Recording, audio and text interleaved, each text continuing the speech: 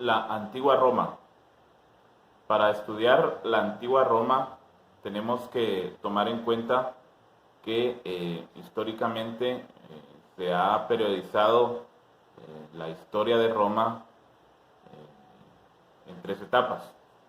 Lo que fue la monarquía, siguiendo por la república hasta convertirse en el imperio. Inicialmente vamos a decir que la fundación de Roma, la Roma de la monarquía, eh, se da ya por el año o el siglo más bien 8 antes de Cristo. Eh, Hay vestigios arqueológicos que así nos lo indican. También pues la tradición oral romana de muchos conocida nos indica pues la leyenda de la loba de Rómulo y Remo, pero esta etapa se caracteriza principalmente por tener reyes no en el sentido estricto de los que posteriormente conocemos en la Edad Media, sino reyes que más bien eran líderes, que sí tenían el poder absoluto, pero que también tenían una organización debajo, como el Senado, el mismo pueblo, y que pues gobernaban de esa manera en aquel momento lo que era Roma.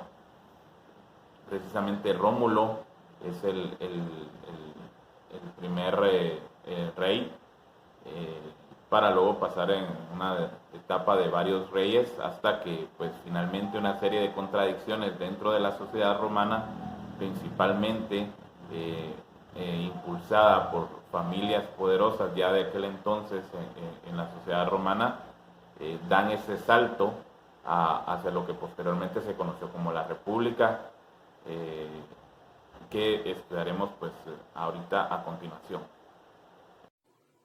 De la monarquía a la república. La monarquía fue el primer periodo de la historia romana. En palabras simples, es una forma de gobierno sin reyes en donde los políticos toman las decisiones. En la monarquía, el rey era la autoridad máxima con un poder absoluto. Era considerado un sacerdote supremo, juez y jefe militar. En el poder seguido de él teníamos a la Asamblea Popular, que era constituida por ciudadanos libres que aprobaban o rechazaban leyes, y teníamos por último al Senado, que era conformado por los patricios que aconsejaban al rey. Tarquinio el Soberbio fue el último rey de Roma. Construyó el templo de Júpiter. Durante su reinado, la clase social más baja comenzó a rebelarse y a crear tensiones sociales internas. El pueblo buscaba el modo de deshacerse de esta tiranía. Lo que desencadenó su expulsión fue la muerte de una joven llamada Lucrecia. Esta era una honesta esposa que había sido forzada y violada por el hijo de Tarquidio, y tras confesar lo que le había pasado a su padre y a su marido, se suicidó delante de ellos, atravesándose el corazón. La ciudadanía, al enterarse de esto, decidió expulsar al rey y a toda su familia, expulsándolo del poder y dando fin a la monarquía romana, trasladando el poder al Senado y a las asambleas generales. La República puso fin a un periodo de monarquía como forma de gobierno en Roma. Se extendió hasta el año 510 a.C. y se dividió principalmente en tres organizaciones políticas. Estas organizaciones políticas eran el Senado, que se encargaba de la política y participaban todos los ciudadanos de Roma. Las magistraturas, estas tenían tareas específicas representando a la clase baja del pueblo, conocidos como jefes militares. Y las asambleas, que se encargaban de votar por leyes, elegir cónsules y magistrados, y era una organización que representaba a lo popular. Durante la transición de la monarquía a la república, se fue luchando por la igualdad de derechos. Durante un periodo de la república existían diferentes grupos sociales con características muy distintas.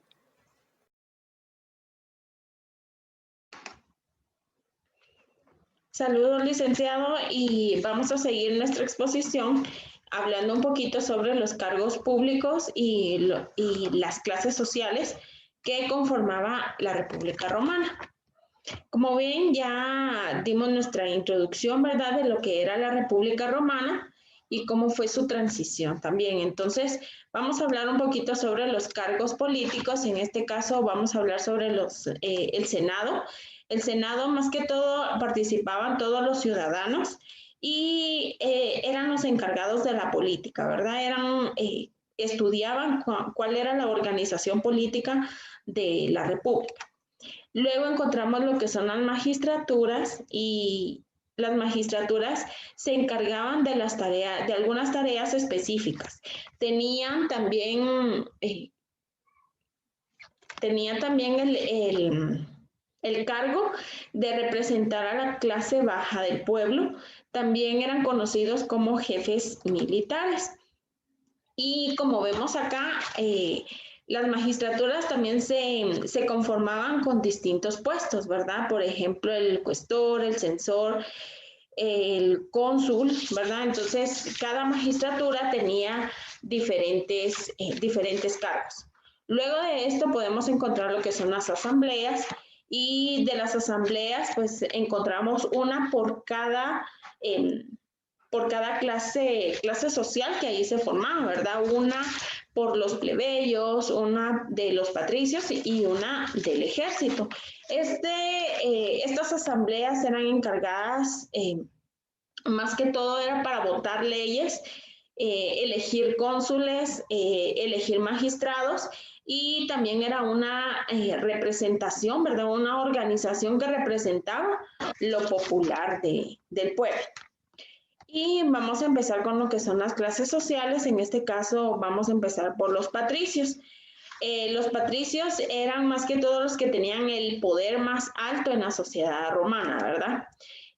Puede estar integrada por el rey y también por la familia del rey, ¿verdad? Entonces los patricios, a pesar de que tenían todo el poder, pues más que, más que todo ellos venían y se apoderaban de territorios, de ganados, de los bienes de otras personas, ¿va? O de los bienes del pueblo.